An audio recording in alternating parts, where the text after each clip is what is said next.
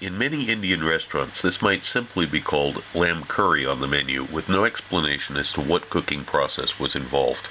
I've taken the liberty of calling this lamb BHUNA because it most closely resembles that dish, technically, but you might have to think about what's going on to recognize it, because I've changed several things about the way it's made. I won't quibble about the exact name for this dish. Any way you look at it, though, this is an outstanding lamb curry that will taste as good as the best Indian restaurant you've ever dined in.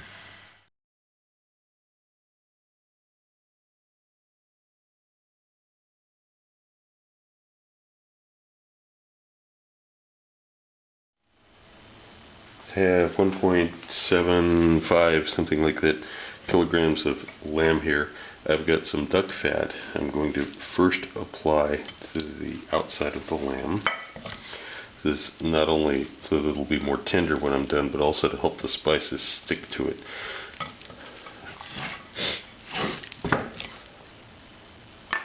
Okay. And then I've got that spice blend that you saw mentioned in front. And it's especially important to make sure that it's evenly coated here, because by the time this cooking process is over, the oil and flavor, everything, it'll be pretty homogeneous anyway. But pack it into the lamb as best you can. It's about 2 tablespoons of that spice blend. Okay, we've got the lamb coated. I've got handful of garlic here that I've smashed lightly under a knife. I'm just going to put this underneath the lamb. All the juices that run out of the lamb are going to make this like confit of garlic underneath it.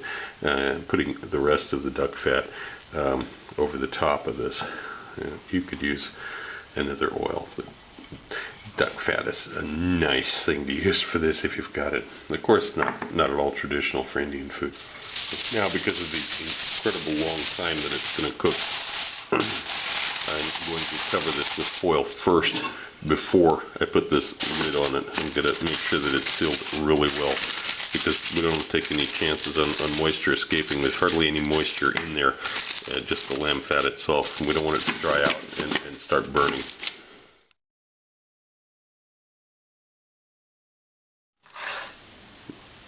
10 hours later, after it's also cooled for a little while, that's what it looks like. I'm going to lift this out to a platter.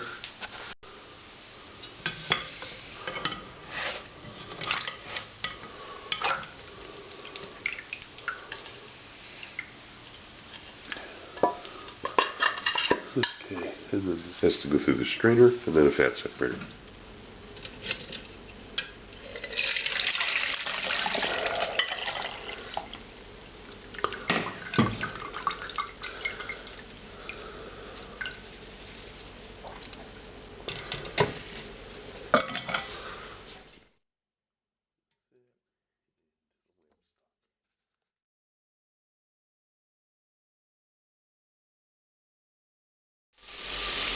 Okay, when you start heating the fat, it's going to bubble a lot at first because there's water mixed in with it. Even though you can't see it, the fat has got some water trapped with it.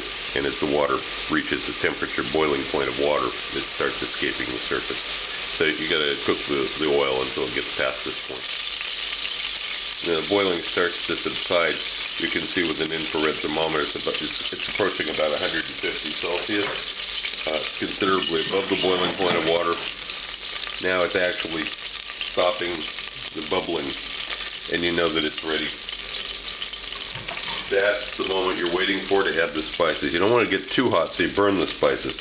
You want it to get all that water out of there. This is like an indicator, built-in indicator. I've got 45 grams, it's a lot of spice, of that Rogan Josh spice mixture that was in the front of this video. We're just going to cook this just a couple minutes here.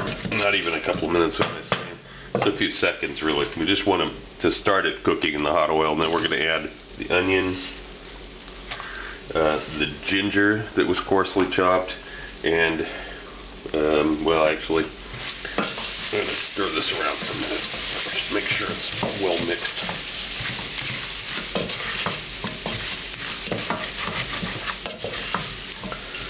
Now I'm going to add the tomato sauce.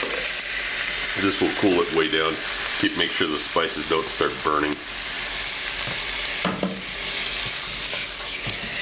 Make sure you scrape the bottom of the pan. Get all of the spices that might be stuck in the fat at the bottom of the pan, because you don't want to have any of those burnt. So scrape the bottom of the pan real well. And now I'm going to lower the heat. It was on a 6. I'm going to lower the heat way down to 3. On 1 to 10, it's on a 3. And this is going to cook for quite a long time at a relatively low temperature. And here's about half an hour later. Still at heat setting of 3. As you can see, it's vegetables, onions are breaking down. It's getting gradually thicker, but it's got a long ways to go. Keep cooking. And in the meantime, while that's cooking, the lamb's been in the refrigerator for quite a while now. It's certainly cooled down, so we don't have to worry about it falling apart. So we're going to begin taking this off the bone and cubing up the meat. It's a pretty basic process, and you can clearly see where fat is and where meat is, and this sort of recipe, you don't want big piles of fat in it. It's just not going to be good. People don't want to eat that. So cut it up into reasonable sized cubes, and make sure you get all the tendons and gristle and all that stuff, get that taken off. Okay, and after sectioning this up, we got 600 grams of lamb. We started with 1.75 kilograms. We ended up with 600 grams. Now, as you can see, there's some pieces that have a little bit of fat marbling in there. That's okay. It's going to dissolve into the sauce when we're cooking it the last time. But most of this is pretty clean. There's no fat. This masala has been cooking for about an hour now, and to use an infrared thermometer on Fahrenheit, we've got 136, about 60 degrees Celsius. That's about right. You can see this is actually quite a low temperature, which is one of the reasons why it's going to take a long time for it to dry out. That's a good thing, because the longer we let it take to dry out, the less flavors we will lose. There's still some chemical reactions that are taking place in here when the spices are becoming more mild, more cooked, as Indians would call it, a cooked spice. And that's a good thing. But it's been cooking for about an hour now. And now I'm going to add 22 grams of garlic, coarsely chopped, and cook this for a little bit longer.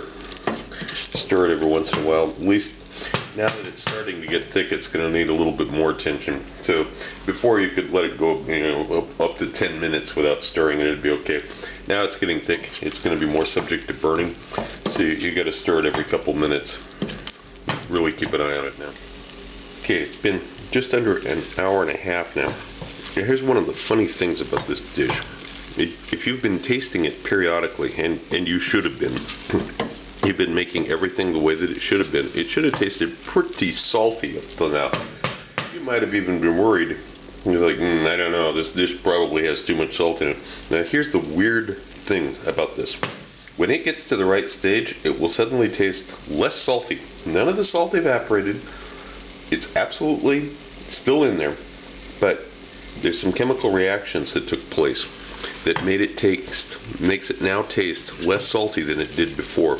When you taste that, it should be somewhere around an hour and a half, 60 degrees Celsius.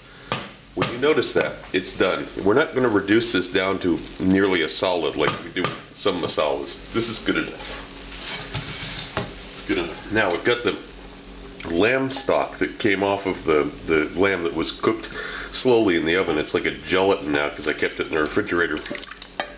That's going to go in there. And then after this is combined, we're going to put it in a blender. Make sure that it's smooth. Get rid of all those lumps of garlic and onion.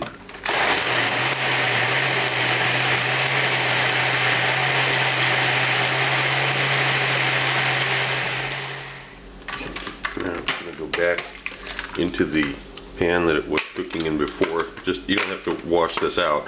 Just make sure that there were no solids left behind in the pan. That's fine. If you see any fragments of onion or anything, obviously make sure that those get into the blender. We've still got heat level 3, by the way. I have not changed that. Now that it's in there, we can finally add the lamb that was cut up into this. They're going to begin simmering the lamb in the curry, finally.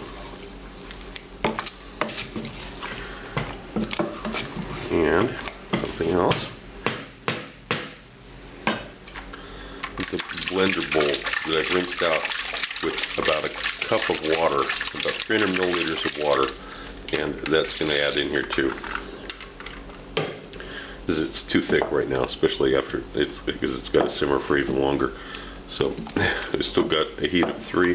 We're going to bring this up to a simmer and let it continue to cook slowly. Okay, it's been about 15 minutes now. It's been at a good simmer. I'm going to add a couple of tablespoons of yogurt to this. Plain yogurt. Do not use low fat. Do not use some fruity sugar flavored yogurt, obviously. This is going to help mellow out the flavors a little bit, round them out, and it's also traditional. I have 30 grams, it's about an ounce of pecans in the spice grinder. I'm going to chop up.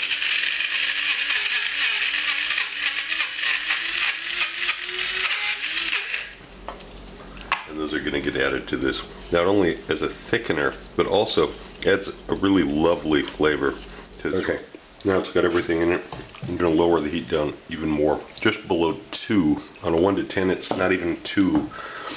And I'm going to simmer this very. And here we have just tiniest crack open here, tiniest crack open. It's going to simmer like this at a very low setting, about 1.5 to 2 on 1 to 10.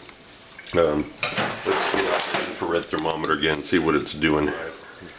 I mean, 48 Fahrenheit, 65 Celsius. It's going to sit like this for a while.